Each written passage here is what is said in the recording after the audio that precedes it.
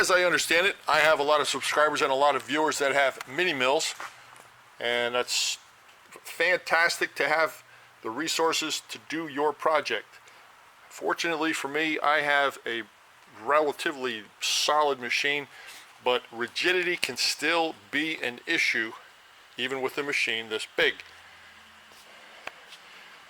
So let's take a look at several things in this setup that could be better, that will optimize the rigidity for your cut. First of all, the extension of the quill. Do not do that. You're going to want to choke this up as far as you can in your machine. There you go. Move that back up into the top, into the head. Retract it. The length of that cutter, unacceptable. If you're doing a pocket feature that deep, by all means, use a cutter that long. But you want this cutter all the way choked up so the extension, the projection of that is absolutely minimal. Looking at the way this is set up right now, there's a very good possibility that you have less than perfect grip on this part because it's off center to the vise. When this jaw comes closed, it's going to want to kick this way, so technically you're only pinching this right here. This piece could be lifting or oscillating back and forth and adding to the lack of rigidity. If you have locks on your tables, snug them up.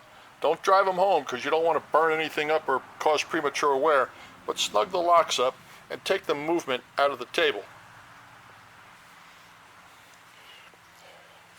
Raise the knee or the workpiece as high as you can to accommodate the length of your cutter and the stroke of the machine. Cut from right to left. That way any cutting forces that are being generated are driving the whole mass against another mass and not trying to pull it apart. And last but not least, lock the knee